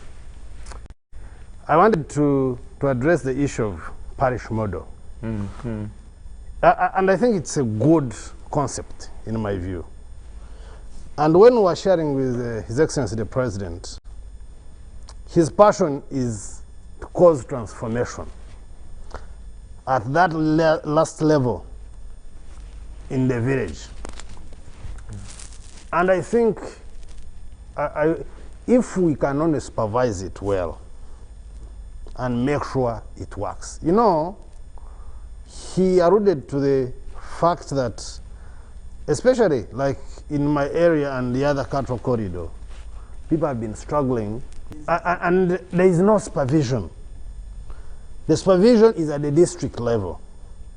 So I think this parish model may return the steam in the engine, because then I assume these guys will take on the supervisory role more seriously. My worry is that if we do not be strict with our method of work, you will recruit them and they will go back to the headquarters, because that is the capital city of every district. Yeah. They are the headquarters. Yes, they are recruited as parish chiefs, but they are not in the parishes. Because certainly there is a budget now, so they can afford being at the headquarters. And that would certainly may defeat the bigger picture. But for the common person to feel the government presence in his or her daily life, if we structure well the parish model, especially in helping our people to improve their household income. You know, people need leadership. And people need leadership that is beyond politicking. Yeah. There must be some level of coercion. If we say you must have something that earns you something at the end of the day, then it should be a parish standard. But that cannot be done out of prayer that you have an archbishop to pray for you and you have gardens. You need someone to enforce. And when you need someone to enforce, I think it is the parish, chief. My concern is the way people are starting to perceive it, like a myoga, and I hope we implement it differently. You know, the myoga in its nature is a good concept too, because they're telling people who share the same activity to come together and do something. And even when I hear people say 30 million is little, it's not. 30 million is not little. It's about the discipline of multiplication. That even with a little you can multiply. Okay, if it is little, what tangible have you done with the little? Now, the challenge with the myoga is we are contradicting. In the normal flow of events by any government, especially our own system, it is the cow who will be accounting officer for the district. This is, in the distribution of the myoga money, it was now, the guidelines were, you know, you reach in a district, the cow says, I'm not well conversant, it was the RDC. When you got the RDC, they tell you, yeah, but you know this is for the commercial officer and the community person. Those fall under cow, but the cow is not well conversant. And some were not even there. Now, and some indeed were not there. So our success of parish model will be greatly dependent on how we commit to supervise it, on how we lessen politicization, on how we return the spirit of 90s, where a bylaw is passed and it cuts across and every citizen is accountable to it. And when we do that, we shall be lessening the burden. Which burden? 3, 4, 5 years, when we implement the parish model and people go into production, we shall be lessening the burden of poverty and people will not be holding us as a ransom.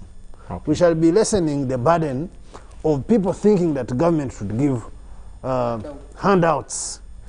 We shall be lessening the burden of government to Yambi. So I really want to appeal to all of us as Ugandans that let's embrace the parish model. Because if we can embrace it, if we can walk the talk, then perhaps 5 years down the road, we can do an evaluation and see some improvement in terms, major household income. Because we cannot fix, we can't actually claim to fix health. We cannot claim to fix education at that level if we have not fixed the household income. True, good. I especially like your point of saying, of asking the question, yes, it is little, but what have you done with that little? That's a very important question, and that is a question that I think every Ugandan, especially those who are supposed to directly benefit from this kind of funding, should learn. What have you done with that very little that you say you have got? My production team tells me there are so many messages, but we will read a few of them, just sample few of them. Ogwang David Cosmos from Abim district says, good evening panelists, thanks for the discussion. Most importantly, merging agencies. I believe bringing all this together would cut some costs. Unfortunately, we are likely to have a wave of unemployment to those likely to be laid off. Thanks, Dr. Kot Acher and all the members, not forgetting that one. Thank you very much, David. I think that's an important point. And when we are winding up, the issue of employment, people are saying that we are cutting costs, but who is supposed to employ the youth who are coming out of the universities? That's a point I need all of us to touch on. But kindly, production team, bring more messages. Eramu Paul from Serere says, thanks for the program, good move. It's only in Uganda where we are too extravagant on our expenditure on some of the agencies which are not feasible to the country. Some of them should be scrapped off even. Next, Kule Hannington. Mr. Charles and the panel, thanks for the show. Merging government departments and ministries, it would be a good idea, but it would be better if the less performing are merged. For example, NFA, that's the National Forestry Authority, with Uganda Wildlife Authority. Do they do the same work? The other one is wildlife, the other one is forestry. Okay, maybe. They will stay in the forest. They all stay. They are all in the wild. I don't think they are so.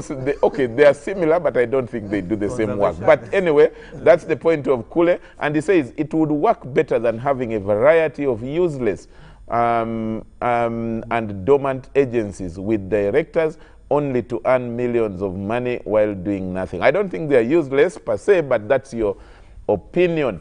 Dan from Soroti, my production team, make sure you get messages from all over the country, not only from one side, because I need us to also pick some from other sides as well. But let me read Dan from Soroti. Thanks for the program. The merger of government ministries and agencies ought to have been done long ago, including the so-called districts, because much resources go to consumption rather than service delivery. I'm Fabian from Tinda. Good evening, Madam Sarah. Good evening. Madam Sarah is yet to be, what is that word? Swapped? By Museveni. No, I don't think that's the right word the person wanted to use. But let's see. Well done, Sarah. We like your ideas. Greetings to Honorable Tinda Manyire Gaudioso from, he is watching. Thanks. Wangolo Francis tuned in from Manafwa district. He says, I think we should create salaries review commission to harmonize salaries of all civil servants, then reduce on ministries and constituencies. Finally, revive parastatals that were unfairly sold off, for example, the Uganda Commercial Bank, Coffee Marketing Board, and many others. Thanks, Francis. From Mutungo, David Watmon says, planning without plan or plan without planning and lack of people who can steer the resources for the intended purpose.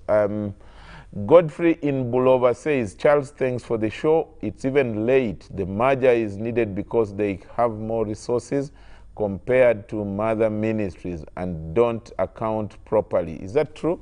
Maybe. Tofas Mugisa, wildlife conservationist from Kampala, says, whichever side one chooses in this intellectual argument, the other unavoidable effect is that this bold political economic move is is loss of employment to the former employees of the authorities and reduction in salary. That's all I'm going to read. Tofa's too long a message, but your message has been picked. Joshua Mubunga from Kasese says, merging agencies will save public expenditure. An example, no need of having NEMA and NFA as separate agencies. One should marry the other. I am Sam Ruhinda. This government never stops to amuse. Some of the reasons for creating these agencies were inefficiencies, corruption, lengthy bureaucratic decision-making processes. It's interesting that the same government now thinks these challenges have been addressed in ministries. What does the government want to achieve in this? That's from Sam Ruhinda. Sam, I think that policy reversals are allowed across the world as long as you test and find a problem. Maybe what you should be asking is whether there has been research done recently to determine on a case-by-case basis whether this is or this agency or the other has been inefficient recently. So you can have a policy review. That's allowed. And if you discover that your mind discovers that you want to change, I mean, for the right reasons, with contrary evidence, why not? Peter Nyanzi in Kawempe says, the government employs less than 600,000 Ugandans directly. And on top of this, those in ministries are underpaid. Therefore, government should instead look to expanding tax base and employing more Ugandans in order to improve service delivery. Tim, get me 3 more from James here. Get us 2 more after this so that then we come back to the studio and wind up. But James Oluba in Ginger says, good evening. What of the UPD, what of the UPDF? Doesn't it have areas to be merged?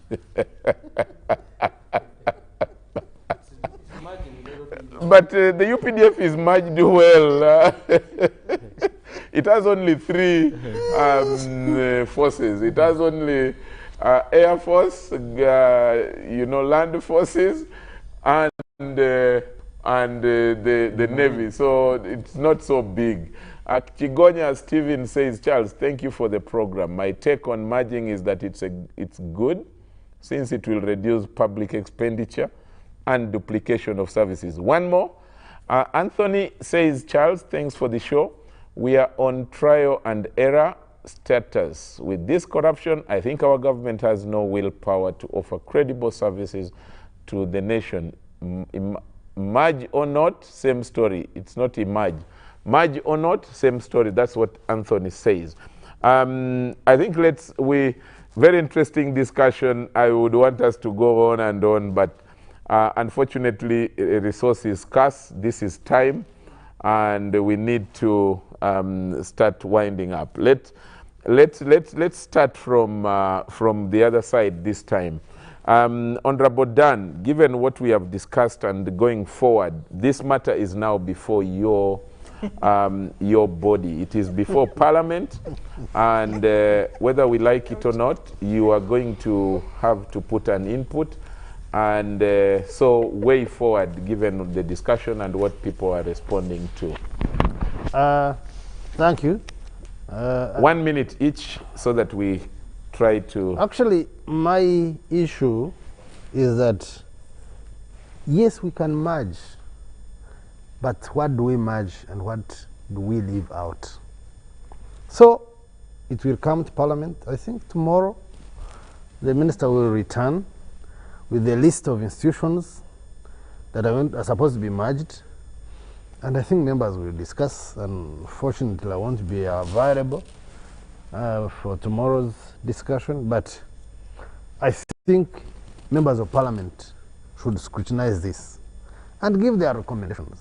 It doesn't matter whether they are considered or not. It's very important in life to be on record, and on record for good reasons. For those that we find fit to be merged, let them be merged. But for me, to tell me that this one is spending so much, you can't tell me you have used a lot of fuel without knowing that I was driving from Kampala to Chisoro, what would I have used water? So for you to say they're spending much without considering what comes out of their expenditure in terms of the output, and I would really want to read that report and see, do they consider what some of these institutions have contributed to this country? One of the things that we pride ourselves in as a country is improved infrastructure, road network. Now, how can we have the institution that has created this kind of environment be the one to be the first affected? You're saying if there's anything that we have done as government is connecting Uganda. This has been done by, for example, Charlse. And when it comes to retrenchment, you're saying Charlse should go first. So what are you talking about? So I think we should do thorough analysis of these things without emotions, merge what is supposed to be merged, and also do it gradually. Well, we agree that now that it has started, let it start. It should be done scientifically, and it should really be on evaluation. We evaluate periodically on the progress. Because you see, you merge 77 and fail on 77. What next? At least start with 20. Do an evaluation after 6 months. Learn your lessons. Improve on the processes. Merge the rest in the order of their importance and sensitivity, so that the more sensitive come last, so that you would have lesser mistakes to make with them, and then the economy will be less affected. That is my point. Thank you very much, Charlse, and thank you, colleagues. Thanks a lot. Thanks a lot. Honorable Wanyoto. I think what the public should know as we live here is to remove fear. This exercise was led by Ministry of Public Service. There are many stakeholders who got involved. Nobody is going to wake up in the morning that they've lost a job because of merger. There is a process. People have already lost. Listen. Employees of REA are not getting salaries. But 3 months? 3 months, I think now. No, but you listen. The issue of REA going back to the ministry and the issue of salaries, it was just reorganization. Nobody will go away without their salaries. They will be paid and they are going to be rationalized. I don't want us to live here with an impression that people are going to lose jobs without reason or without fairness. That's why the debate of parliament, it should be more, I've advised, of course, being on this table, that don't politicize this exercise. It's good for the country. And be open-minded. If it is in the interest, imagine an agency that has an office on one side of the street, Charles, then the mother ministry is in another side of town. If they can be brought together, rationalize, and reorganize salary structures, but also ranks. And if you are because of maybe qualifications, and you are at the lower rank, you can be given a chance to go back to school so that you are able to go up the ranks, but don't lose a job because of rationalization. I think that this is the work of government, not to make people to lose. I think that the biggest fear, by the way, is the issue of employment, but also the resources. Where are the resources going, and the power struggles? But I said earlier, there are also issues of command and control. But at the end of the day, the government is not about individuals, it's about a country. So we want to be mindful of service delivery and streamlining and reducing redundancy, reducing abuse of office, reducing, trying to find what we are calling key performance indicators to the grassroots. Okay. So let's give this bold step a chance. And when it comes to parliament, you can make your contribution. But my point is that support it to progress so that we are able to see the beginning of reorganizing our government. Charles, we have been able to amend the constitution with the commissions of omissions. Let's also amend the way we do business in the government with the omissions of commission. Let's move forward. We cannot keep remaining doing old business. The world has run. Things are moving. We are now in the IT world. So let's learn to adjust with the new things. There might be a cost, but let's be progressive. Okay. Thank you. Dr. Okot. Thank you very much, Charles. I think to merge or to not to merge calls for a bold and a step forward without fear or favor. Emotions should not guide us here. What's right to do should be done. The public is watching. The public is interested in service delivery. They're interested in employment. The individual is interested in keeping the job and keeping it at somebody's cost, at the cost of service. So to merge or not to merge, there must be no debate. It has already been discovered that there's a lot of overlaps. There's a lot of duplication of mandates. There's a lot of competition among the same agencies for the limited resources.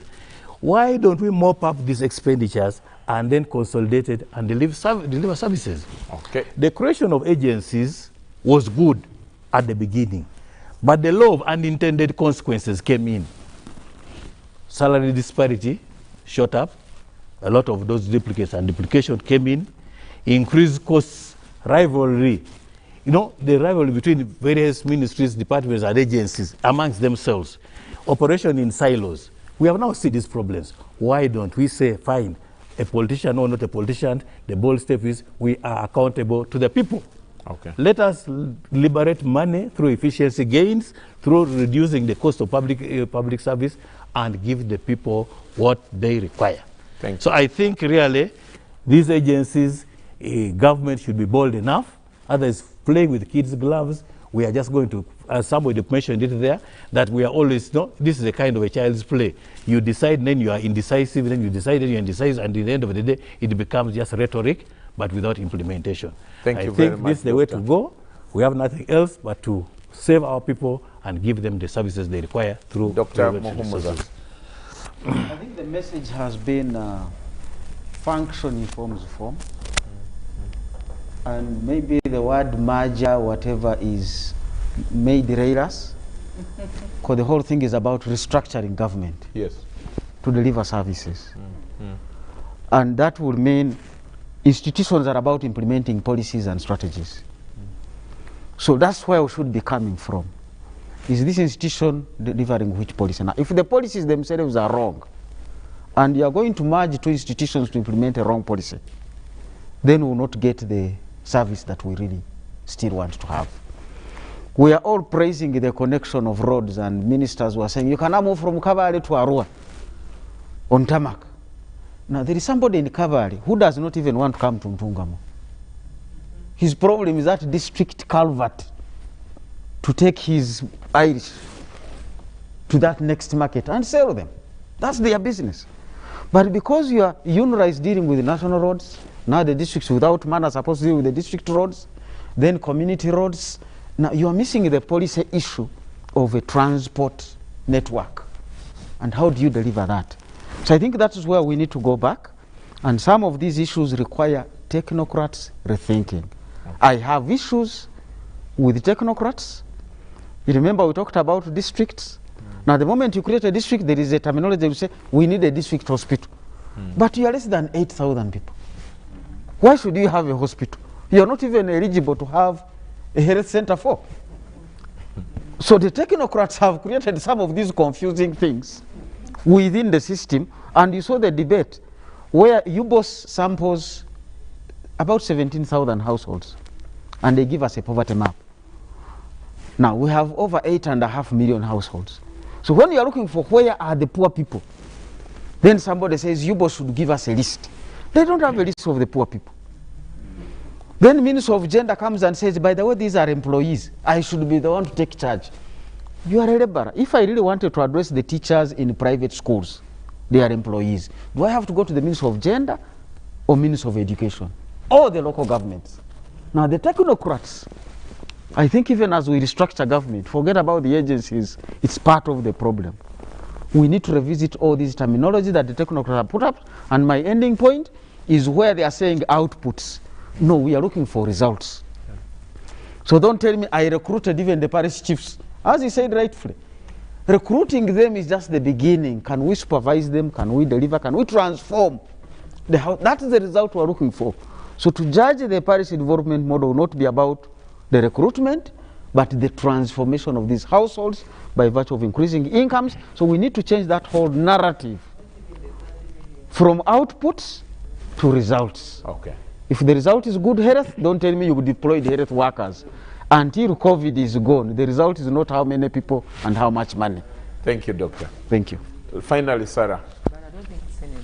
Well, the panelists have said most of the things, but maybe to our viewers, the main function of the executive is service delivery.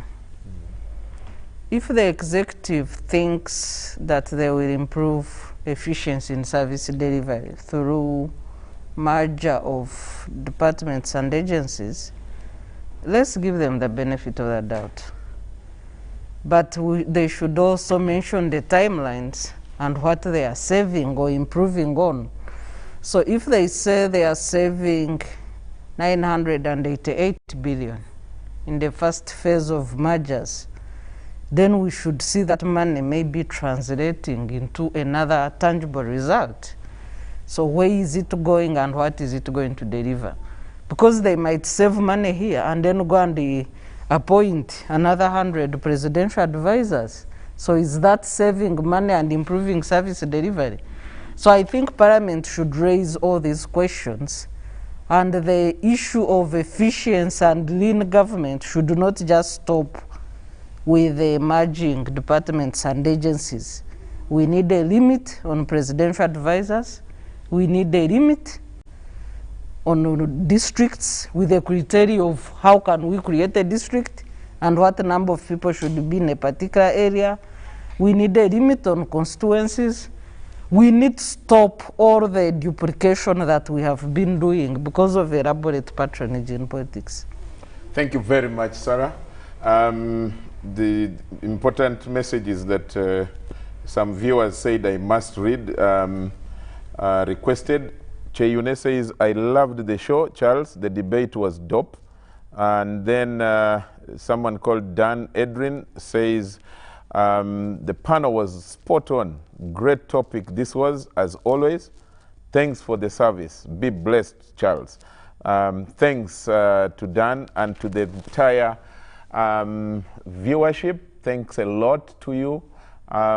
Because you are, the show must always be done and done to the best that we can attempt. I want to thank the panel. Thanks a lot, Honorable Dan Chimosho. Very busy. Parliament is very busy these days, but you found time to come. Thank you so much, Lydia Wanyotto, for finding time to come even at short notice and participate, for sharing your knowledge. Thanks a lot to the two doctors of books, Dr. Fred Muhumuza and Dr. Okot. And that's the reason that you have read, so that you can share your knowledge with us and with the Ugandans that you serve very well. And the indefatigable Sarah, thank you so much. And from the entire team here, the technical team, and to all of you out there, we want to appreciate you. But COVID still exists, so make no mistake. The Ministry of Health is leading us in battling the pandemic. We still wish for more vaccines so that many Ugandans can be vaccinated. But even as that is done, kindly take good care of yourself by following the standard operating procedures. I traveled from to and from Nebi the last week and this week, and man, people are forgetting very fast. People have really forgotten that COVID kills, and that COVID has recently really massacred our people, big people, influential people, our relatives and friends, our acquaintances, our workmates. So out there, please kindly wear your masks. If you have to meet someone else, do, but kindly do take care of yourself and of the person next to you, and especially our old persons, the parents, the grandparents. kindly wear your masks and ensure that you are safe. Otherwise, thank you very much. We wish all of you Godspeed and we wish you blessings. Until next week, bye-bye. Stay tuned to the UBC for different programs, and God bless you all.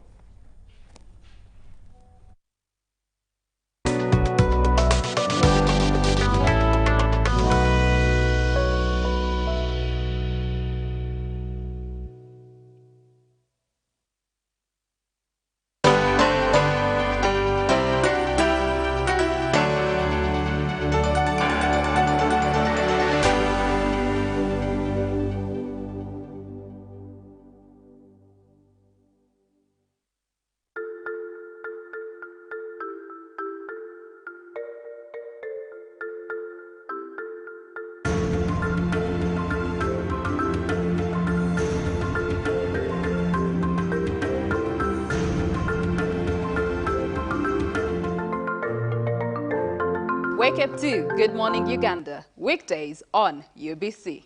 Live from Now Avenue in UBC Studios, this is Good Morning Uganda.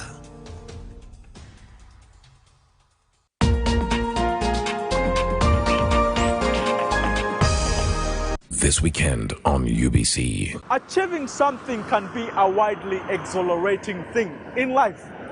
But then if you're flirting with the idea of giving up, you could be throwing up something very important. This man I have on the show has been dragged through murky waters of politics, through everything, but he has turned out to be very victorious. Yes, I just come back to the SEC after a leave of 5 years. I'm back, and definitely Kampala needs a vibrant leader like me who will mobilize for NRM and be able to counteract the waves which always come as a storm to Kampala.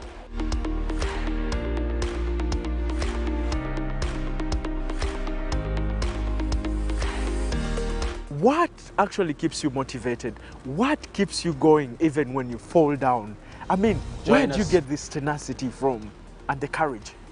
You see, I'm a person who believes you should never hate your enemies, you should like your enemies. The more potholes your enemies dig for you, the more they wake you up, the more encouragement they give you, and they open your mind towards bigger things. My bulijjo ngamba abantu.